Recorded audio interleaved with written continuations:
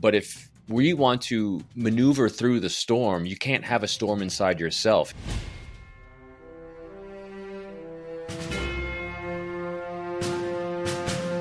Welcome to Mindset Lessons from the Field. I'm Gina Casazza, the author of the upcoming memoir, Training with a SEAL. I'm really excited for today's guest. He was a United States Marine Corps officer.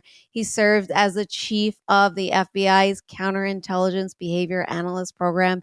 He's a best-selling author, a spy recruiter, a world-renowned expert in human behavior. He taught everyone from elite operators to everyday people on how to build trust, read body language, and forge unbreakable relationships. His mission, helping others lead themselves, deeply connect, and unlock their full potential through empathy, communication, and purpose.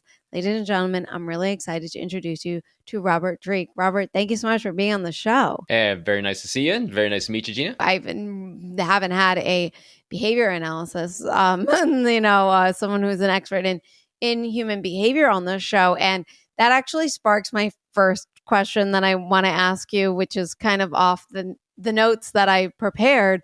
But a lot of the times, or in one of the episodes that we recently had with Green Beret, Brandon Langford, he talked about how he was so unaware of himself. Like he had no self-awareness at all. And I want to know, how does having self-awareness help or prepare you for being able to be an expert in human behavior? Because we live in such a judgmental world. We're always looking at somebody and things, we're like, no judgment, but come on, there are things that you're thinking about right away. I used to hire people at a company I was working for, and from the moment they walk in, you're making assumptions. But how much of that is do we need to be, how good getting at that do we need to be if we're not self-aware, or do we need to be self-aware? We don't need to be anything. It's just where you want to show up and where everyone's at in the moment. I try to give really simple answers to what some people think are complex questions, because the simpler we keep things, the more chaos we can keep out of our brain. And so self-awareness is part of that. And the reason why I say this is because if you want to forge great, healthy being the key word, relationships, alliances, and trust with others, you can't do it amidst chaos. When we judge others, what's going on in our brain? Chaos of constantly creating noise, of the disease of comparison and the cult of more, which our economics and our society likes to impose on us. But if we want to maneuver through the storm, you can't have a storm inside yourself. I gave this analogy the other day to a friend I was talking with. It's hard to think that there's anything but chaos around you if you're in chaos. The only way you can see out of it is to have calmness inside. And the only way we have calmness inside is to only have healthy relationships. Don't do the crazy. And so that comes down, and self-awareness falls into that. And I completely understand what he was saying, because in my earlier life, before I did all the things I did, gave me the reps to continue on my path, like everyone's on their own path. I was extremely self-centered, and not self-centered like narcissistic, egocentric, look at me. I was so busy trying to solve my own challenges and problems that I was completely unaware that other people had challenges and problems. And as soon as I became aware of that, which comes when we start recognizing the impact we're having on others through their nonverbal behavior, through their responses to us, through their willingness or unwillingness to cooperate and have a relationship with us. We start at some point asking ourselves, what am I doing, as Jocko Willink and Leif Babin talk about in Extreme Ownership and Dichotomy Leadership, what am I doing to cause that reaction into them? And so when you get into the world of recruiting spies and where the stakes are lives, you start really, really becoming hyper aware of the impact you're having on others, and realizing that if you want to move through life's greatest challenges and problems, you can't do it with crazy. You can't do it with unhealthy relationships. You have to have great trust, great relationships. And it all goes back to what you're saying, extreme self-awareness. And the self-awareness to realize what exactly you're doing, who exactly you are, and what impact you're having on others, not from what you think it is, but from their perception. So having deep, active empathy, as I call it, through deep, active curiosity, and keeping that calmness here. I'll do the last little analogy, then I'll bounce back to you. And that is going back to that chaos thinking. So picture you're in the middle of a hurricane, a big rainstorm. And when you're trying to look out and see if there's sunny skies anywhere else, you cannot see it. The entire world looks like the big rainstorm. It looks like the big hurricane, even though it might be a very small pocket of it because you're surrounded by it. Meanwhile, on the other side of it, sunny blue skies everywhere, beautiful birds chirping, calmness everywhere, but you can't see it because you are surrounded by the storm around you. It's the same thing when we are surrounded by our own chaos, by our own toxic thoughts about the world and people and judgmenting and all the negative emotions around us. That is chaos for our brain. It's hard to see clarity. It's hard to see calmness. And so if you want to behaviorally assess others, you have to start with your own calmness, because then you can start seeing the chaos in others. And when you start seeing the unhealthy and you start seeing the chaos, you can actually touch that pain point. You can actually be a resource for them. In other words, moving from solving my challenges and problems and actually thinking and focusing on solving the challenges, problems, and pain points of others. And you can only do that when you are actually living calm. So I do what I say. I don't live crazy brain. So how can one take actionable steps to being in the calm? And also, I know you mentioned like getting away from the crazy, building healthy relationships, but then what can they also do within themselves to help them to be calm and see things clearly? It's not a 0 to 100, as James Clear talks about in Atomic Habits. We're not talking about going from zero, putting your foot on the pedal, listening to one podcast, reading one book, and you're going, boop, solved all life's problems right here. No, it's taking one small atomic habit at a time and cascading that new behavior over time. So I would pick one. For me, the thing I found myself most doing, and I have my 4 keys to communication, which I really think are key and critical. They're the life arc, I think, from shifting the focus from ourselves to others. I'll share them with everyone right now, and pick one. All you got to do is pick one. Then just start making that a little bit more of a habit every day. All you have to do is do it like once or twice more than you're doing now. That's a great new habit, because then we become aware of it. The habit becomes more conscious. You're more conscious of doing it. You're more conscious of the impact that's happening. So here's the 4 things. 1, seeking the thoughts and opinions of others instead of pontificating about what you think. 2, speaking in terms of the challenges, priorities, pain points, and friction points of others instead of moaning, complaining, and bitching about your own. 3, this is the golden one, non-judgmental, active curiosity. And I'm going to break that down a little bit more. And first, I'll start with a little thought experiment. So if everyone could take 3 seconds and think to yourself, so here I am sitting in my dining room. Well, now it's my office for the last bunch of years. And I have a little wall right here. If everyone's got a little wall or a door that someone's could walk around right now, think to yourself, who could walk around that corner and surprise you? And your face would just light up because you're like, oh my gosh, I can't wait to have this conversation. I can't believe they're here. What a great surprise. Yeah. Now ask yourself, what specifically are they doing? What behaviors do they have that inspire you to feel that way? Because it's not just some magical mojo. They're actually doing something. And I almost 99.999% of the time, I guarantee you they're doing this. They're non-judgmentally, actively curious about you. In other words, they want to know what's going on in your life.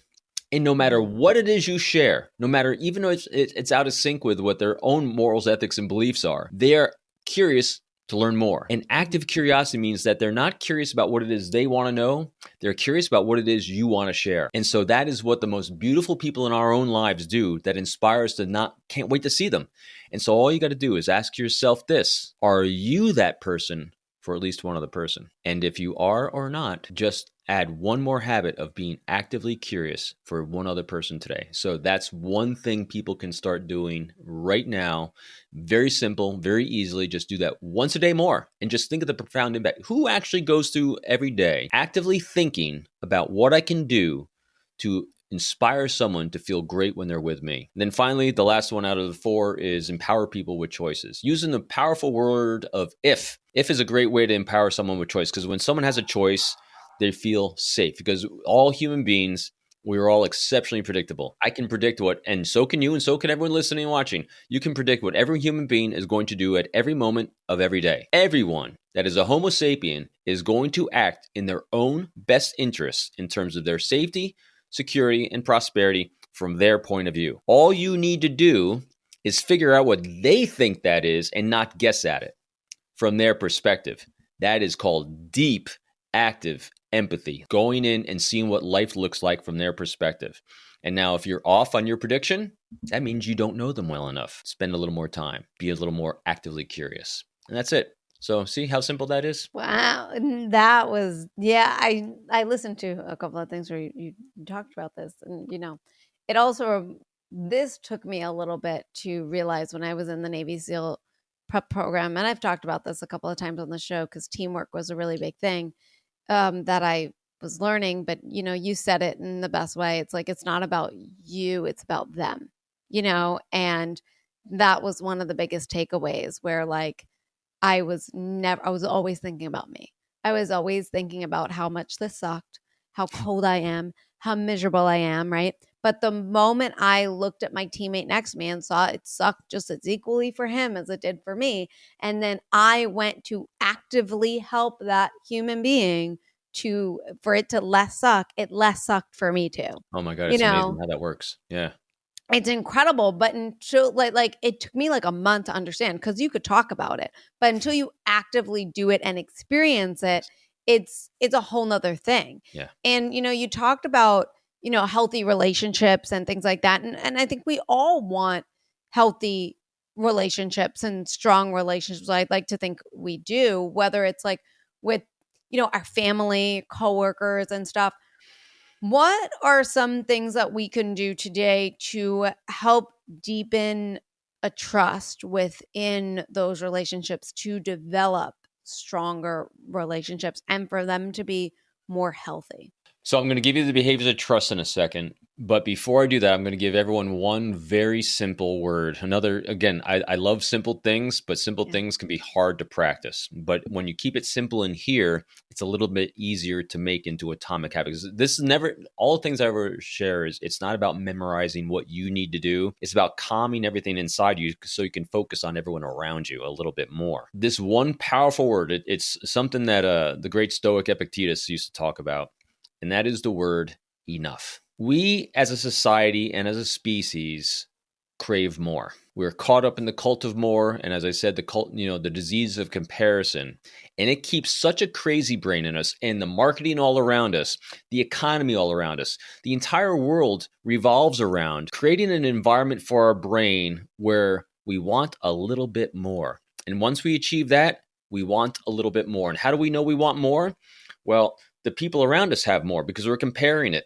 I achieved this one thing. I got this one car. Well, what if I got this car? And so if you just do this one thing, be grateful with gratitude for that you have enough, because our critical vulnerabilities for existence are met easily. Food, shelter, clothing, people. That's it. That's enough. And so if you realize that, and you can let go of everything else. I know I get heavy into the Eastern philosophy stuff a lot of times. Well, and because you have to keep that calm brain. Because when you have that calm brain, you can now shift from solving my problems. Because if I have enough, I don't have any problems. To being a resource for solving the problems of others, which is active leadership, which is setting goals, missions, and priorities, and then moving towards those. Because you just said it so perfectly. When you start having that first tinge and touch of an experience of being that resource for someone else, our brain's rewarding us the same way as if we achieved it, but even more, because we're all seeking that, the big four, and endorphins, dopamine, serotonin, and oxytocin. The brain center just fires when we have these great feelings and emotions. And when you actually be a resource for the success of others, those big four are firing. That's how it works. So we literally become addicted to becoming a resource for others instead of becoming a resource for ourselves. Because when we're just focused on ourselves, up, down, up, down, up, down, up, down, success, failure, success, failure.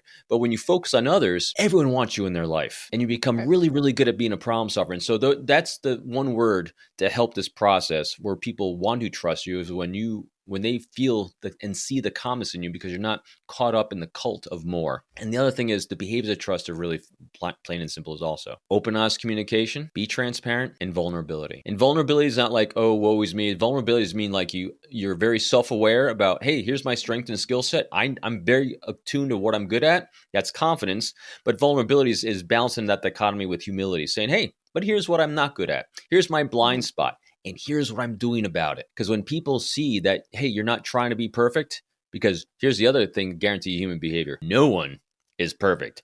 No one's got this thing. And anytime you see someone posting something on social media, they're on a podcast or on TV, I don't care where it is, they're giving you the 5-second highlight reel of their life. I do backpacking on the Appalachian Trail. I go out for doing long ass section hikes, they're called. It's grueling, it's horrible, and I post pictures afterwards, right? And everyone says, "Oh, you look so calm. You look like you're in an element." I'm like, "Are you kidding me? I gave you the 5 second of greatness and you didn't see the 24 hours of suck." So realize that.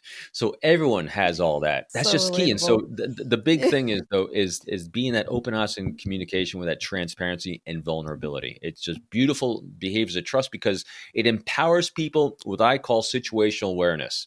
And you learn this doing a SEAL training. The big thing for trust is when people feel safe when they feel like they're empowered for choices. And the way they have choices, they know what's going on. And when you're part of that equation for empowering them with knowledge about you, the situation, what you're good at, what you're not good at, it allows people and inspires them to feel safe. When it comes to getting rid of negativity, right? And building strong, healthy relationships, what about like someone who is within your family in terms of like, they're around, it's just, and they are just unhealthy. Maybe they have mental health issues or something like that. And it's just like, you just, they're there, it's not like you can't get rid of them in a sense that, they're a family part. What do you have for that in terms of, setting a healthy boundary for yourself, but also, not cutting them out completely?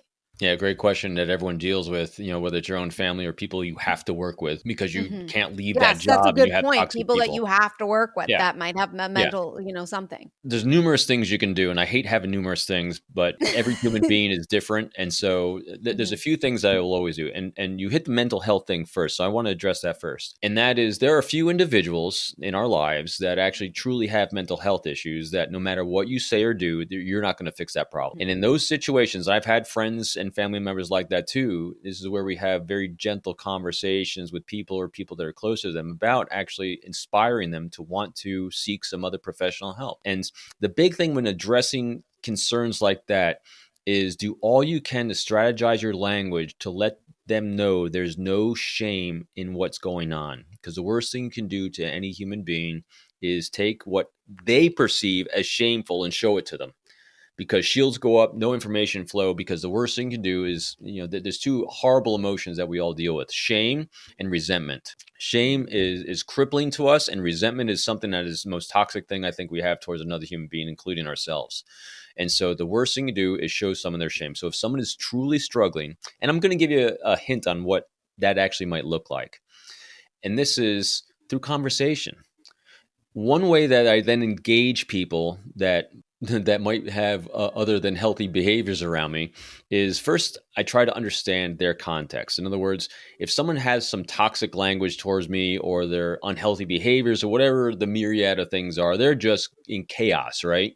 As I define it, I try to understand what inspires that chaos, because 99.9% of the time, someone's communication towards us that we don't like, that is inappropriate or disrespectful, whatever the label we want to give it, is caused because they're having a trauma-triggered response due to us. In other words, we did or said something that triggered an insecurity in them that didn't allow them to feel safe. Again, this is going back to Jocko with Link. Own it. And this isn't like beating yourself up. It's like, oh, woe is me, I suck. No. This is like you did something that might have triggered a trauma response. Because what happens when we all have trauma responses, because this is the other thing that gives us deep empathy and understanding. We all have trauma. We all respond to our own insecurities. When we feel like we're not part of a group, collective, or whole, or we don't feel safe, we trigger. We get trauma responses and we lash out. We try to convince people of things. We have all these unreasonable responses. The first thing to realize, if you're the receiver of that, is it's not about you. It's them going through something. And then the first thing I try to do is try to understand what it was that I might have done that triggered this kind of response. Or they're just like perpetually like this. That's possible too.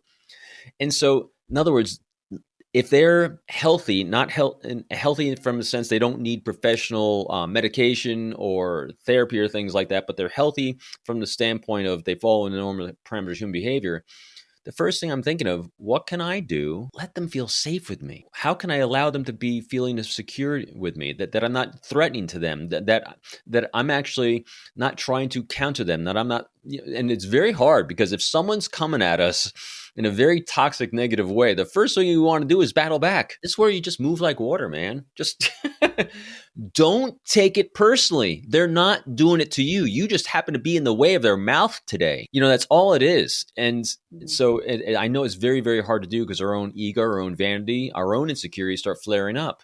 Let go of it, man. It's not about you. Because if you want to have a good, healthy relationship, just help them calm down. And the way we do that is ask what questions. Because what happens is if we start asking why questions, well, why are you behaving like that? Why are you talking to me like that? Shields are up. I just start with, what outcome were you looking for? What were you hoping to achieve? What kind of relationship do you want with me? I would love to have a beautiful one with you. I'd love to have a great conversation with you. I'm looking to do this. I'm looking to achieve this and move forward together in this. What do you think about that? I focus on what questions, quote unquote, what, W-H-A-T, because it gets the cognitive brain engaged, not the emotional brain. If you can start moving them out of the emotional hijacking and crazy brain into cognitive pragmatic thought, it starts flooding away. And then we start working on problems and solving the challenges that we're dealing with communication. And so I let go of any negative response I have and allow them to inspire them to feel safe with me. Wow. That I'm gonna do my best to move that out. That's really fantastic, and I really love the shame that you talked about, because I feel like, well, first of all, we need to be self-aware, and sometimes when we want to control others, we use shame, and sometimes a lot of parents do it without even realizing that they're doing it to their child. And again, it's just being aware and also owning it and being like, oh my God, I just, because now it's like, I want to be more aware of when I'm speaking to somebody else to say, because then I will notice too, when someone gets on the defensive, then it's like, did I say something? Was I trying to manipulate the situation? Was it through a shame, through all that stuff? Because I do feel like that's our go-to default in order to manipulate somebody, is we use shame. Which was very interesting. And I want to segue into your behavioral awareness. I mean, all this stuff really that we've been talking about but now what I want to talk about is trust. Because let's say you're going into a new place at work, or and you're not sure. Can you trust? You want to assess who's around you. Where are these healthy relationships? Who am I trusting? Right. So what is one behavior that almost always signals that someone's trustworthy? And then what's like a usual red flag? I'm always looking for congruency. A lot of people like talking about, their intuition or their gut feelings, and they're really good at that or really bad at that. And so I like to break that down. And we actually are very, very good with our gut feelings and our intuition. And here's why. As an organism on this planet that is hundreds of thousands of years of evolution, we are really good at observing our environment non-cognitively. And so what I mean by that is we all know when at work, if we spent more than a couple of days there, who's having a bad day and who's having a good day without anyone saying a word. Because they're picking up on deviations from people's nonverbal baseline of who they are, of what their everyday show up is, of their normal comfort experiences. And then all of a sudden, someone kind of spikes out of that norm. We kind of whether we're thinking about it or not, we kind of spike in and say, ooh, something's a little off today, because we're seeing stress nonverbals. We're seeing a deviation from that individual's norm, because everyone's got a different one. And so we can intuitively kind of feel, we call it intuition, but we are actually non-verbally picking up on our observations. We're seeing deviations from baseline of the world around us. And so what I'm doing, and we are all doing at every moment when we're moving into a place, is we're assessing the environment for threats. And one of the threats that we're assessing for is their congruence. Is there harmony? Is there a baseline of norm of what my expectations are of everyone and everything in the environment around us? And what happens is that we will notice deviations. In other words, if I walk into an environment and, Gina, you're smiling at me, everyone's smiling at me, or even not just smiling, but they're just kind of neutral. It's like, all right, that's normal baseline. If all of a sudden I see Mr. Frowny Face over here, ooh, what's going on over here? Now, what I do now is that's the one person I want to go talk to, because I want to identify, is that normal baseline for them? In other words, people say they have resting angry face. Mhm. Might just be a look. That might be their normal baseline. But I want to kind of dive a little bit deeper, say, hey, what was that spark and inspiration? It inspired you to have this job and be here today. So that you can kind of start discovering that life arc for them.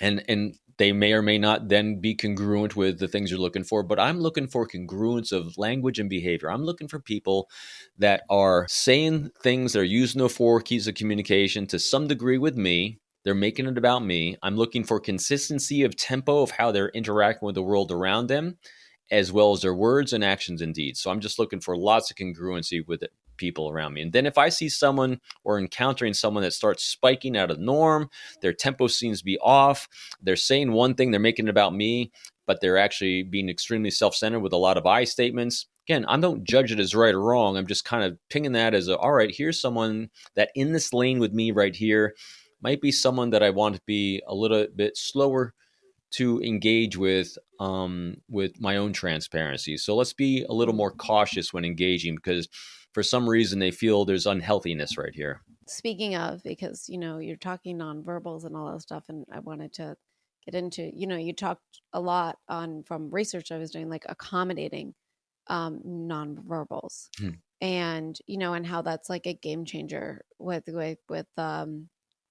building instant rapport with people and stuff like that.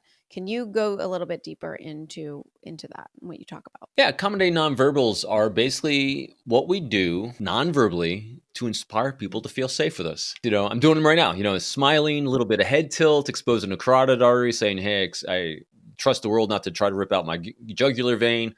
A lot of ventral displays, eyebrow elevation, up, out, anything up and out is a very accommodating, safe nonverbal, because this is saying I am open to engagement with the world. And I'm looking for that in others as well. Not looking for it like I'm judging you if you're not doing it, but if I'm looking to engage someone in a good, healthy conversation where they're excited to have a conversation as well, that's what I'm looking for. And the opposite of that is unaccommodating or stress nonverbals. Someone's got eyebrow furrowing, lip pursing, anything compression-wise coming in like this. So a good friend of mine, Mark Bowden, describes this really well. Accommodating nonverbals and the safety nonverbals are, imagine yourself, you're all bundled up, you're 50 degrees below 0 Fahrenheit, you're in northern Canada, and you got layers and layers and layers of furs on you, you're shivering, you're cold, and that's your stress behavior. And that's the way you are, you're closed up and stressed like this. And all of a sudden you go into a beautiful, nice, warm, welcoming log cabin, and you got a roaring fire about the hearth, and it's like 90 degrees in there, and you're coming in from negative 50, and you go in there and you're able to take a deep breath, and you start taking the furs off, and you just get open, just smiles, it's just everything's emanating because you're like coming home, and it's just all shedding. That's open and accommodating. So that's what it looks like and feels like. Staying in the body language aspect of the conversation, can you share an example where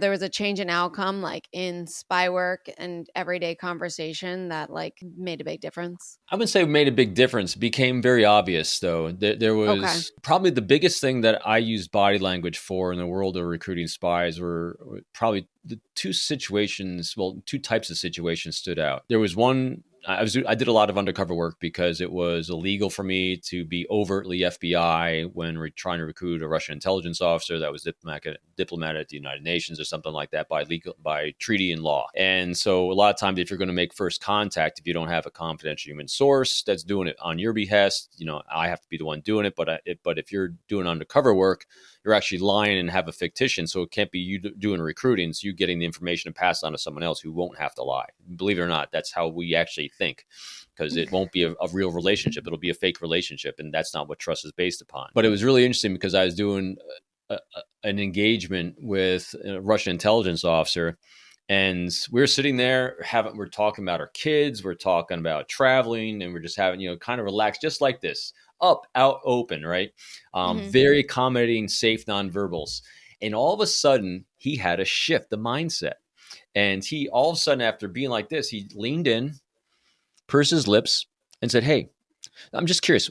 So which vehicle out in the parking lot is yours? How did you get here? When did you leave? When are you going back?" So in other words, he went operational. He had to fill out his checklist of my car, my vehicle, when I was there, when I was arriving. And then after he asked his questions, So let's talk about the kids again. So he spiked non-verbally from operationally to non-operational back and forth. And so that is so easy to pick up on when you are calm and present. I would use that all the time. So reverse it. When I was working with an intelligence officer that I had recruited, if there's going to be a sensitive topic that I knew he might be resistant to wanting to share, I'd actually bifurcate the meetings into social time and work time. Social time was sitting back like this and not having my checklist out of our questions that we're going to work on. And so this is where I would actually say and ask a question or talk about things that I knew he might be uncomfortable with if we were in work mode. So I'd be talking like this, and I'd thread in one key question that he might feel a little sensitive about while we're just talking like this. And then it's all right, Anatoly, now we'll start working. And so I would avoid that tough question in the work portion, but I would actually bifurcate it like that. And then we actually had, our surveillance specialists were really key and critical because they knew when these bad guys are going operational.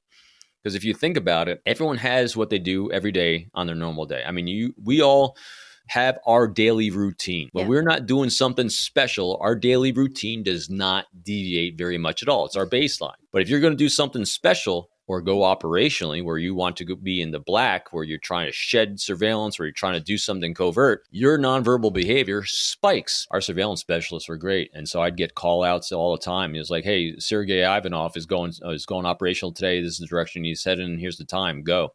So we actually knew when people are going operational just from their nonverbal baseline deviations. This podcast episode is brought to you by Thrivers Coffee. Podcast guest Nick McKinley's company, Deliver Fund, brings you guys Thrivers Coffee. It is ethically sourced, it's organic, and it supports traffic survivors. That is right. Thrivers Coffee is all about empowering us to making a difference in the fight to end human trafficking. That's why 100% of the proceeds go directly towards their goal of bringing freedom to victims of human trafficking. So if you guys love coffee that is organic, ethically sourced, and tastes absolutely delicious, and want to help to end the fight of human trafficking, check out Nick McKinley's company, Thrivers Coffee. Did you know it also within yourself when you catch yourself and you're like, oh yeah, definitely catch yourself. And it's very challenging too.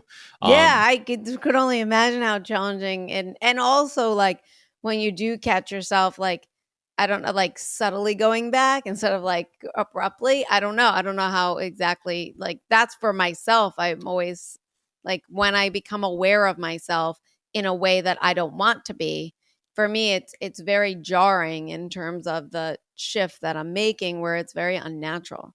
You know how you do it? Yeah, please tell me. So here's what was the key for me. When I used to think that this was really, really important, and I really wanted to recruit this person or I really wanted to do this, you see it right now, I'd get intense. I'd push tempos. I'd be really focused. Does this not look off-putting? Now, when I actually stopped caring, and I cared deeply about protecting national security of the United States and our NATO allies and all that, but when I actually just took a step back and like, whatever, everyone volunteered. Everything was exactly the same. But when I actually didn't take myself too seriously, empowered people with choice. So I went from trying to convince people to cooperate to offering an opportunity to do something patriotic. It's up to them whether they want or not. If not, I'll ask them if they know anyone who might want to. If not you, someone else, I'm good, whatever. When I went total casual, everyone felt safer. And I was being transparent, open, and honest because that's all I had to offer. Right. An opportunity to do something patriotic. You either want to or not. I'm fine. Either way, whatever you like. And I won't hold it against you. That's the other thing too. I didn't care about what their choice was. I was hoping they would, but if not, there'll be someone else. Someone else will come along because I'd rather. I came to this conclusion many years ago. I'd rather work with a small handful of people, give me 120% of their effort willingly, than 100 people give me 5% of their effort unwillingly. I'd rather work with people that want to do things together. If not, why pressure it? Why push it? It doesn't matter. Same thing in business worlds. If you're constantly pressuring people to do something and trying to convince a potential client to sign up, what's the likelihood you're going to have a positive brand representation of yourself? They're going to get referrals or anything else? Slim to none. Because even if someone says no, but you left them feeling better for having met you because you're just easy going about it, and you're very clear and articulate about what it is, no pressure, and you're transparent, you're vulnerable, and all those things, you're going to get referrals. Because if everyone's selling the same widget, they're looking for someone they want to be with. Be that person they can't wait to see walk around that corner. I really like that, because I've been learning since moving into the entrepreneurial business world, especially for your own company. I mean, that's what you're an entrepreneur. It's your own stuff, right? You tend to be more emotional when you're with your stuff. And it's so funny though, because I come from the film world and I write movies and shows and stuff like that. And then when we get interest and they have all these notes, I'm open because I don't attach myself to that work. But when it comes to like my nonprofit and all this other stuff, or these other businesses, I tend to like, I get emotional. I just got to admit, I get emotional, and I have to step back and be like, hey, emotions don't belong in this realm right now. Like you have to take a step back. And that really resonated a lot. Thank you for sharing all that. And Gina, can I say one thing on that though? Yeah. You did a really good job with that though. And so I don't want people to think that they can't do something or they shouldn't do something, because then that starts bottlenecking us. But what you just did right there was you were transparent. Mm-hmm. You were so imagine I'm a potential client and this is your nonprofit that you're emotionally attached to the outcome and everything else. Mm-hmm. And if you're trying to hide or trying to suppress that emotion, it's going to come up. There's going to be some incongruence that it's going to let me say, what's going on with Gina today? But if you just shared with me, listen, I'm doing the best I can. You know, in these situations, I'm finding these, but I'm so emotionally attached to the outcome of this. And so here's what I put in place to make sure I don't do that. I just want to share that with you. So if I look like I'm a little stressed or something, it's because I care so deeply about that. What were you just? I like that. Yeah. You're just completely transparent. Do I trust you more now? Hell yeah. Here's someone who knows who she is, who knows what she cares about. And she's doing all she can to mitigate it and letting me know about it. So she allows me to feel safe with moving forward together. So few people do that. And you be the one or two people that do. Who doesn't want to be with you? That's really interesting. I didn't really look at it, that way. In other words, it's okay to be you.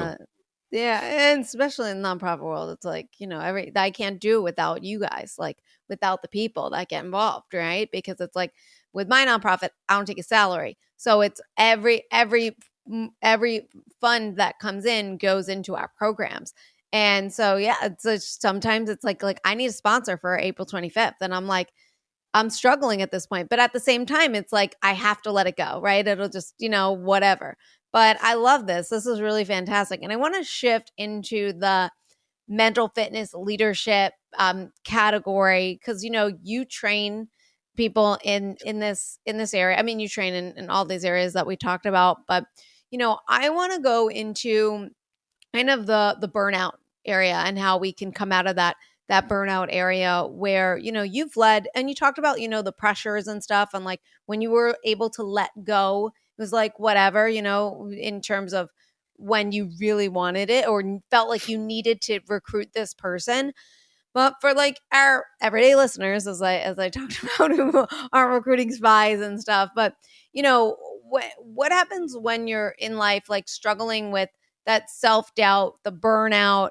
Where do you begin with building that resilience? And you talked about this in the beginning too, in terms of, you mentioned your Appalachian Trail and how, people are commenting on that photo, but they're not seeing what it was to get there, right? And sometimes when we do that and we see that photo, we look at that with envy and we're like, oh, I wish I could have done that hike. And oh, that guy did it with such ease. But how would we, because we don't talk about those struggles, right? And we put it all on ourselves. That self-doubt, then that leads to burnout, because then we overcompensate and stuff like that. So what can we do to, in a simple way, begin building that resilience and getting rid of that self-doubt that then overcompensates to lead to burnout? Everyone experiences that burnout in a different way. I'm going to give a few simple things that I dabbled with and then adopted as part of my own. My greatest burnout probably happened from 9/11. So I was in New York City during 9/11, and my building was 8 blocks away from the Trade Center. I had an engine that hit the South Tower, land 30 feet from my car. After it hit the tower, this is a piece of glass from windows of the world of the Trade Center right here. I keep with me. Going down to ground zero every day, you had to go through all the checkpoints and you had thousands of people holding up signs, cheering, little kids holding up signs, please find my daddy, please find my mommy. Really heart-wrenching stuff. And every day I felt the burden of the entire world expecting you to save the world. And every day when you go home, you ask yourself, did I do something to save the world today? And the honest answer was no, I don't feel like I did enough today. And so you do more tomorrow and you do more tomorrow and do more tomorrow. And then finally, after a year of really overworking too many hours and feeling like you didn't make much progress on anything, you come to that realization of, hey, you can't save the world. No one person can save the world, but you can make a difference one person at a time. And so it went from the macro to the micro. And that was a realization that, hey, just focus on one thing at a time. And I'll go back to that word enough. If you get more, great, but don't pursue it with an endless drive to continually compare. I mean, seriously, take a second or 5 to be present, as Eckhart Tolle talks about in The Power of Now. Just be in the now, this moment right now. Everyone listening and watching, are you breathing? Are you hungry? Are you thirsty? Is there a roof? Or if you're outside, is it calm? The right now, in this second, it's okay. Focus on that. And you know what? Just live in that moment right now. So that'll slow things down, calm things down. So that's the first thing, is have enough. Think of enough. Mm-hmm. And the other thing too is I found that a lot of times, again, culture and society, work, whatever it is, they'll try to push our tempo. The only thing we can really truly control is obviously how we engage the world. But the one big thing we engage the world with is we control our tempo. If that tempo is, a lot of times our burnout happens because, especially a lot of us are what I call the horses. You're great at producing, and producers get ridden, man. They are the horses that can get ridden. And you know what? No one cares how hard they're beating the horse. If someone sees how fast you're galloping, you know what they're going to do? They're going to hop on your back. They're going to throw 5 other people on your back. They're going to hit you in the ass and make you gallop even faster. Then you're going to fall down eventually. And then they're just going to discard you by the side of the road and find another horse. Because it's not about you. It's all about them. Control your tempo and focus on the now, and focus on the most amazing things in the world. Fall in love with the process. So much of us get caught up in the destination. True mastery is not the destination. True mastery is falling in love with the process. In other words, here's a simple process you can start today. Seek the thoughts and opinions of others and be non-judgmentally actively curious. You fall in love with discovering the life arc of others and discovering the greatness of others. That's one small thing you can do every day that'll have profound effect. And that's it. It's very, very simple. Fall in love with the process of making those connections. Those connections will bring you to amazing destination that you can start maneuvering. I used to think that life was a river that we just flowed down. And sometimes we get these eddies and we go off on these side ones, and humbling moments will bring us back to the center of the river again. Here's what I really found out. Eventually, you'll get off the river. And what happens is because the river is still full of chaos. Granted, it's flowing, but it's still full of chaos. And it can hit burnout. But when you can bring that calmness and get rid of the chaos, the entire ocean the river flows into becomes this calm, this calm expanse that goes in every single direction. And because you don't have chaos, and because you have healthy relationships all over, you can then choose any direction you want to move in. Anyone. So the real challenge in life becomes, what do I want to do now? Because I can go and do anything, because people want me everywhere, because I stopped solving my own problems and focused on solving the problems of others. And I did it my way, my tempo, with these great open, honest, accommodating nonverbals where I'm full of positivity, no toxicity, not caught up in the cult of more. I got enough. And who doesn't want you in their life? It's funny because I wanted to ask you as you were talking about this.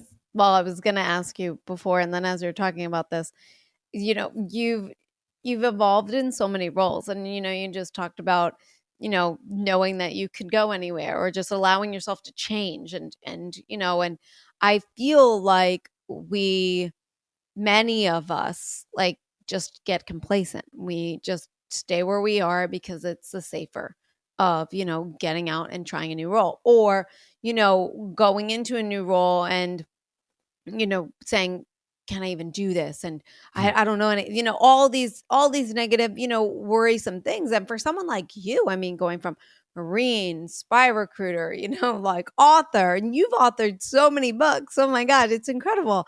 And I want to know, like, what is the mindset that has helped you embrace, I guess, reinvention instead of resisting it? I just kind of go where the path looks healthiest. I literally that's the simplest, honest. It sounds like so basic answer, but it really is. I don't go down unhealthy paths and with unhealthy people. The one way I do that, I haven't mentioned it yet, but I know if you've paid attention to my stuff, it's you've heard me say it before.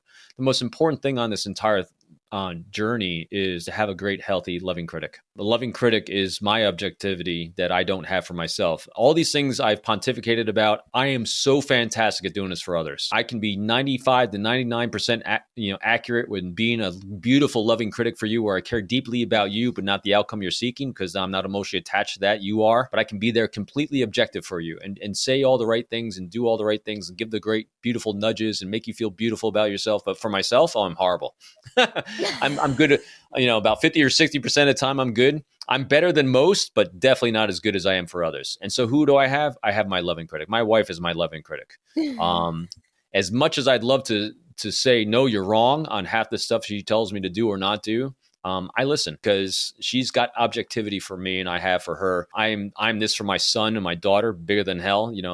It's funny, out of all these things I've done in my life, my number one accomplishment that I love dearly every day, I live for, is my kids. I have 2 adult kids. My son, as you've heard me say probably before, is I suffered proud parent syndrome. My son is a Marine Corps fighter pilot. My daughter's a labor and delivery nurse. There is nothing better in my entire day and in my entire life than listening to what's going on in theirs. I love it to death. I love strategizing with them. I love every aspect of them. Everything I learned in my professional life gave me the skill set to be there for them. That's it. So that's the fun part. No, I feel that. I don't have kids, but I have a nephew, and just like live for him. Like, I didn't expect like the wave of love that he's my first, and it's just like he lives 3,000 miles away, and when like his mom does business in the Philippines and stuff, and his dad, my brother, he's in finance for somebody. So like if she has to go away and they need someone to watch him, I book a ticket. I'm like, there, no problem. Like, he's struggling in speech, and I have from my book Cosmo the Alien. Right. And I have a children's series.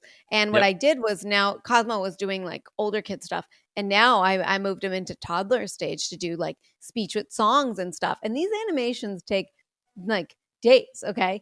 And it's like, not like I have anything else to do. And I'm like, everything drops because like, I want to get him, like whatever I can to help him, and also to listen to him and be present with him. Like, when I go and visit him, there is no phone. There is no TV. There isn't, like, I want to be like, what do you want to do? Let's go play at the park. I'm not watching you at the park. I'm with you at the park, playing with you. And it's just those moments. I was just like, so when you talk about it, like I hear that. I don't know, that's the closest I have to a kid, Well, and it's and for people listening that don't have kids like that, or, don't have people, you don't need that exactly, because I actually have other people in my life too. There are a few people in my life that I love talking with them and hearing their greatness. I feel like a spectator in the greatest sport in the world. If you're into sports or you love music or whatever your thing is that you just love witnessing the amazing talent that people have and sit there in awe. That's what I feel like when I'm talking to some people. And being able to be part of watching their success. Like, I got a good friend of mine. He retired from the Bureau a number of years ago now too, and his son is trying to follow a similar path to my son. Every single Saturday, we walk for about 4 or 5 miles, and we talk nothing but about his children. And every week, I cannot wait. I have no relation. He's just a person in my life. But every week, I can't wait to hear about what's going on in his life, in his kid's life. I can't wait to hear about what he's doing at work. So when you actually get to that point with other human beings where you get excited about the success of others, because you're not caught up in the cult of more and the cult of comparison, and you're actually there actively being a resource or solving the problems of others instead of your own, every day in life is just nothing but a great joy, because you just get excited about who am I going to talk to today. Yeah, I love that. And I want to touch on the healthy critic.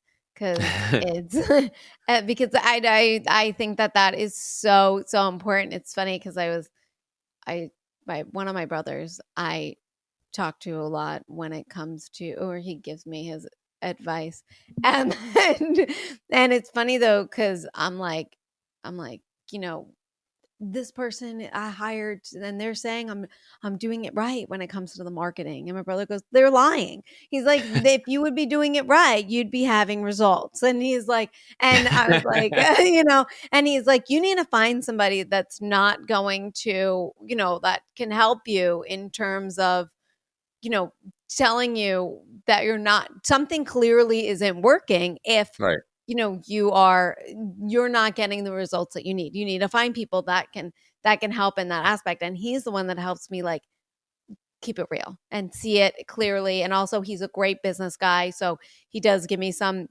business advice that I take in.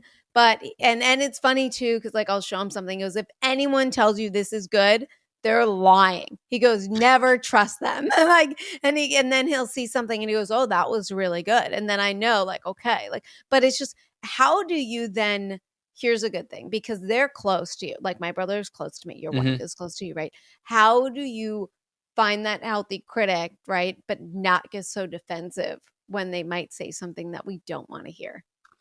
Yeah, the not getting defensive one is rough. Really rough for me because I get very defensive, and when I'm putting out content, it goes through her first, and it's a great question because I will always value a healthy relationship above a thing, and I will never do anything to compromise a relationship. And if I start, if I start getting resistance and I start seeing her nonverbal or verbal response to me, where she'll say, "I'm done. I'm not dealing with this anymore." Oh, blah, blah, blah, blah, blah. I'm so sorry. You're completely right.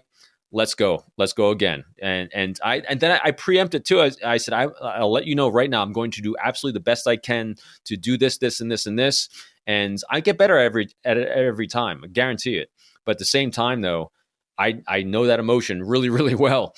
But remember this, do not compromise the relationship over a thing ever, because the relationship means so much more. And I'd rather, and just think pragmatically, I know my wife and because we all have a couple loving critics, different areas in life, right? Because everyone has a different expertise, what they're good at.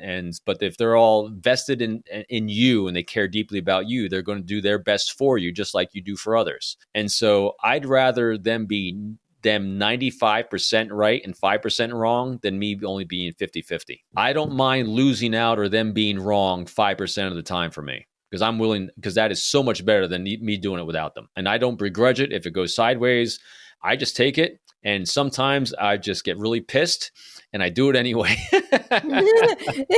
It's so relatable in terms of when I'm like going to call my brother for something sometimes, and I'll be like, don't get defensive, back up. Like, just, we're here to listen, right?